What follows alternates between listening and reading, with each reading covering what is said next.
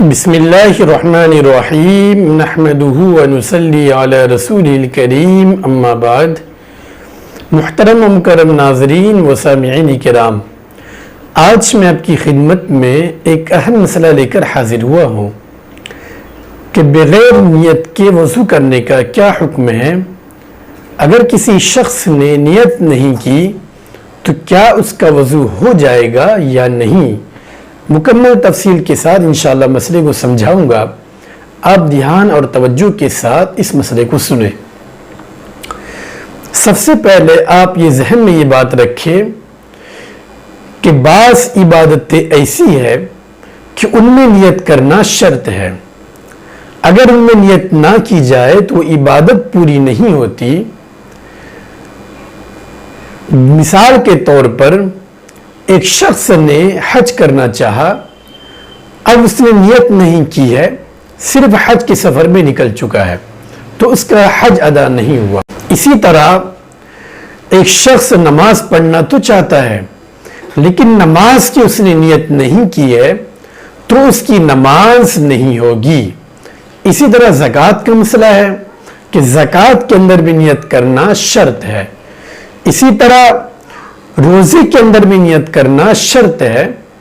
اگر نیت نہ کی جائے ان عبادتوں میں تو وہ عبادتیں پوری نہیں ہوتی.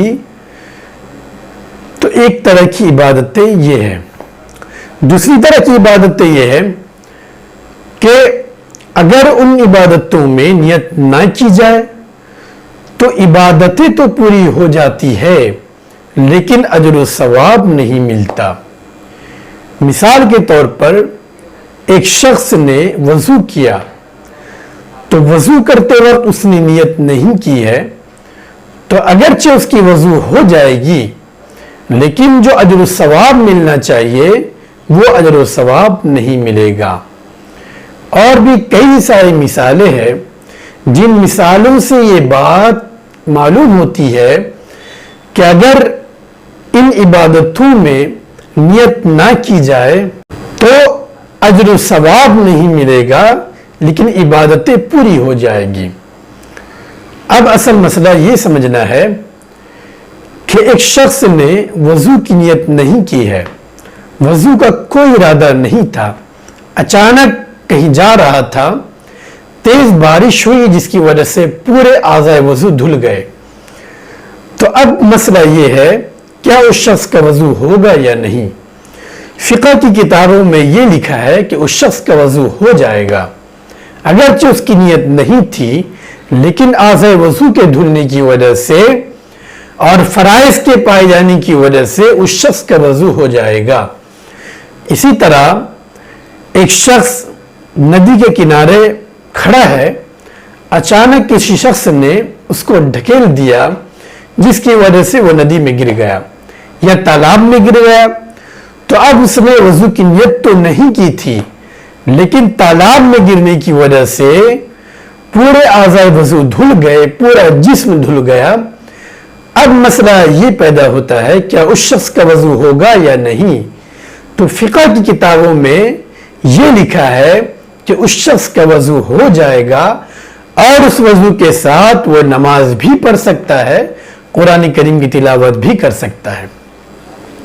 اب مسئلہ بالکل اچھی طرح واضح ہو گیا کہ وضو کے اندر نیت کرنا یہ شرط نہیں ہے بلکہ وضو کے اندر نیت کرنا یہ مسنون عمل ہے، مستحب ہے.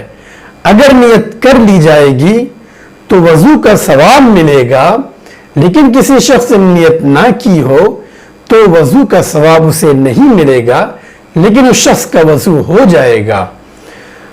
تو یہ مسئلہ بالکل اچھی طرح سمجھنا ہے اور اپنے دوست احباب کو یہ بتانا ہے کہ وضو کے اندر نیت کرنا یہ شرط نہیں ہے بلکہ مسنون عمل ہے.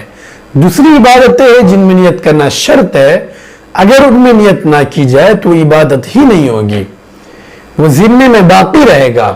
لیکن جہاں پر نیت کرنا شرط نہیں ہے تو وہاں پر وہ چیزیں ذمے میں باقی نہیں رہے گی بلکہ بغیر نیت کے بھی وہ عبادت پوری ہو جائے گی.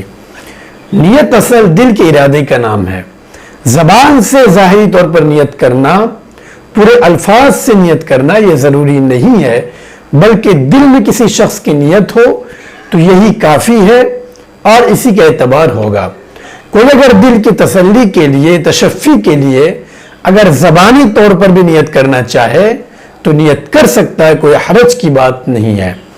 آپ اس مسئلے کو دیکھ سکتے ہیں کتاب المسائل جلد نمبر 1 صفحہ نمبر 150، اسی طرح فتاوی محمودیہ جلد نمبر 8 صفحہ نمبر 112، اسی طرح رد المحتار جلد نمبر 1 صفحہ نمبر 248۔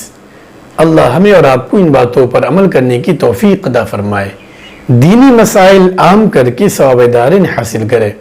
وآخر دعوانا ان الحمدللہ رب العالمین۔